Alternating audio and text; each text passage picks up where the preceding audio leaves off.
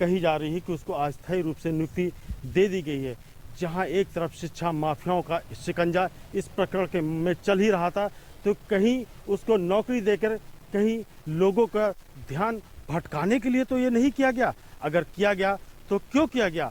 आखिर जब इस मामले में जब 25 जनपदों में बात चल रही थी, उसमें से 9 जनपद वो निकल कर आए थे जहां पर अनामिका के नाम से नौकरी दी गई थी। और उस मामले की जब बात शासन और प्रशासन के ऊपर तक पहुंची तो इसकी जांच एसटीएफ को सौंप दी गई। माफियाओं का खेल अजब ही निराला है कि जब अनामिका शुक्ला प्रकरण में लोग जांच कर रहे हैं और दर पर दर प्रतिदिन निकलते सामने आ रही है, तो शिक्षा माफियाओं ने एक नया खेल खेला है। क्या ऐसा तो नहीं कि उसको एक बार फिर से नौकरी देकर उसको एक तरफ से लोगों का ध्यान भटकाने का प्रयास तो नहीं कर रही है? फिलहाल अभी ये सवालिया निशान है कि क्या शिक्षा माफिया की तरफ से ऐसा किया जा रहा है या ऐसा हुआ भी है। गोंडा से प्रवीण श्रीवास्तव, के न्यूज के लिए। तो सुना आपने, कहीं ना कहीं एक नया मोड़ अब सामने आ गया है। असली अनामिका शुक्ला पर ये पूरी कहानी शुरू होती है। बताया जाता है कि 25 जगह अनामिका शुक्ला काम करती है। एक ही अनामिका शुक्ला 25 जगह काम करती है। जब जांच बैठाई गई तो पता चला कि 9 जगह काम करती है। और उसके बाद अनामिका शुक्ला खुद सामने आती हैं। के न्यूज पर उन्होंने ये बयान दिया कि वो कहीं भी काम नहीं करती है। यानी ये जो पूरी गुत्थी है दिन प्रतिदिन उलझती हुई चली जा रही है। फिर अनामिका शुक्ला ने खुद कंप्लेन करी कि उनके जो डॉक्यूमेंट्स हैं उसका गलत इस्तेमाल किया गया। वो तो कहीं रोज काम करती ही नहीं है, उन्हें तो नौकरी मिली ही नहीं थी। यानी कि असली अनामिका शुक्ला, जिसके ऊपर आरोप लगाए जा रहे थे कि वो 25 जगह काम करती हैं, वो असल में नौकरी कर ही नहीं रही थी। उसके बाद उन्होंने खुद कंप्लेन दर्ज कराई और कंप्लेन होने के बाद जब जांच शुरू होती है तो अनामिका शुक्ला को नौकरी दे दी जाती है। यानी कि कहीं ना कहीं आप समझिए पूरे खेल को उलझाने की कोशिश करी जा रही है, मुद्दे से लोगों को भटकाने की कोशिश करी जा रही है। कहीं फिर से कोई नया फर्जीवाड़ा सामने तो नहीं आने वाला है, क्योंकि जांच लगातार चल रही है। जांच से बचने के लिए कहीं फिर से कोई खेल तो नहीं खेला जा रहा है, क्योंकि अनामिका शुक्ला ने यहां पर शिकायत की थी कि उनके डॉक्यूमेंट्स का गलत इस्तेमाल किया गया है।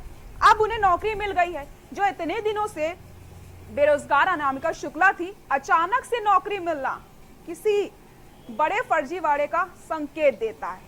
यानी कि अभी तक नौकरी नहीं दी गई थी और अब अचानक से नौकरी मिल जाती है। तो कई सारे यहाँ पर सवाल खड़े होते हैं, जवाब अभी नहीं है किसी के पास।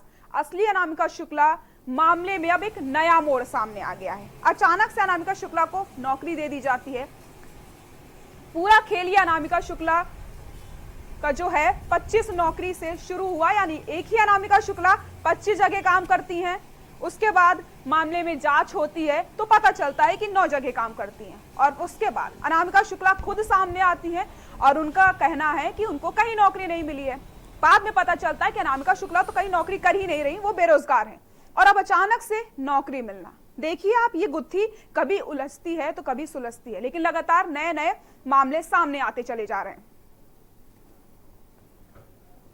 और इसी खबर पर ज्यादा जानकारी के लिए हमारे सहयोगी प्रवीण हमारे साथ जुड़ चुके हैं लाइव। प्रवीण, लगातार नए नए खुलासे हो रहे हैं। आप देखिए, ये गुत्थी शुरू होती है अनामिका शुक्ला के 25 जगह नौकरी करने से, बाद में आता है 9 जगह नौकरी करने से। फिर अनामिका शुक्ला खुद सामने आती हैं और वो बताती हैं कि वो तो बेरोजगार हैं, लेकिन अचानक से जब वो शिकायत करती हैं तो उनको नौकरी दे दी जाती है।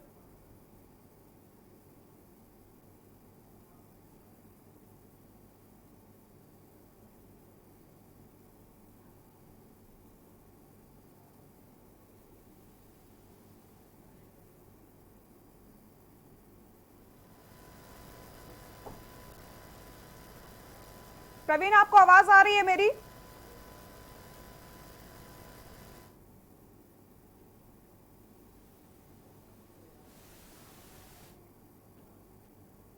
मैं चाहूंगा जब पूरी तरह से शासन और प्रशासन की निगाह में मामला फर्जीवाड़े का चल रहा है, जिसके ऊपर एसटीएफ जांच भी बैठा देती, तो कहीं इसमें शिक्षा माफियाओं का तो हाथ नहीं कि लोगों का ध्यान भटकाने के लिए यहाँ पे लेकर आए हैं, अनामिका को नौकरी दिलाई गई है। मैं पुनः आपको बताना चाहूंगा, ठीक 3 वर्ष पहले प्रधानमंत्री नरेंद्र मोदी जब गोंडा में विधानसभा के चुनाव में आए थे तो उन्होंने गोंडा को नकल की मंडी और शिक्षा माफियाओं का गढ़ कहा था। यदि शासन और प्रशासन ने उस समय बात को ले लिया होता तो शायद आज इतना बड़ा स्कैंडल इतना बड़ा मामला निकल के सामने ना आता, उस पर कहीं नकेल करते, मगर शायद शासन और प्रशासन और जिले के बैठे आला अधिकारियों ने इसके ऊपर शिकंजा नहीं कसा, जो आज ये मामला दर पर दर निकल कर सामने आ रहा है, जिसको आप देख रहे हैं।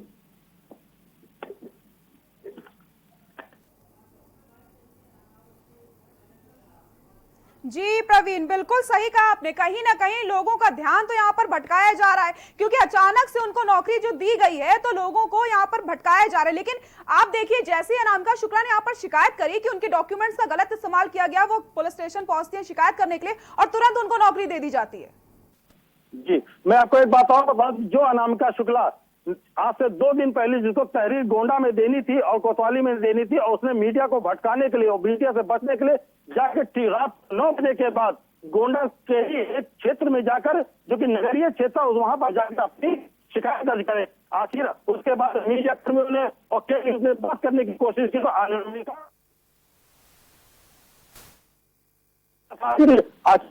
मीडिया से बच क्यों रही है, आज अनामिका मीडिया से भाग क्यों रही है। अनामिका को ये बात ध्यान रखनी चाहिए कि जो अनामिका जिस मामले को लेकर इसी मीडिया ने शासन और प्रशासन तक उसकी आवाज पहुंचाई थी, आज वो मीडिया से क्यों भाग रही, क्यों कतरा रही, इसके पीछे कौन है, किस तरह के लोग हैं, कौन माफिया इसके पीछे लगा है, किस तरह के लोग लगे हैं, क्या कि उसकी फीडिंग इस तरह से की जा रही है कि वो मीडिया के सामने न हो। आती भी है तो मात्र कुछ चंद लोग मीडिया लोगों के सामने आते, जिनकी संख्या 1 या 2 है और लोगों के सामने नहीं आ रही। आखिर मीडिया इन सवालों से बच क्यों रही है। जी प्रवीण, आप देखिए, जब ये केस सामने आया था तो अनामिका खुद सामने आई के न्यूज के कैमरे में, उन्होंने खुद ये बात बताई थी कि वो बेरोजगार है, उन्होंने सारी असलियत सबके सामने रखी थी। लेकिन अब अनामिका खुद कैमरे से बचती आ रही है, उनकी जो मीडिया के सवाल है उससे बच रही है, तो कहीं ना कहीं क्या ऐसा कहा जा सकता है उनके ऊपर कोई दबाव बनाया जा रहा है?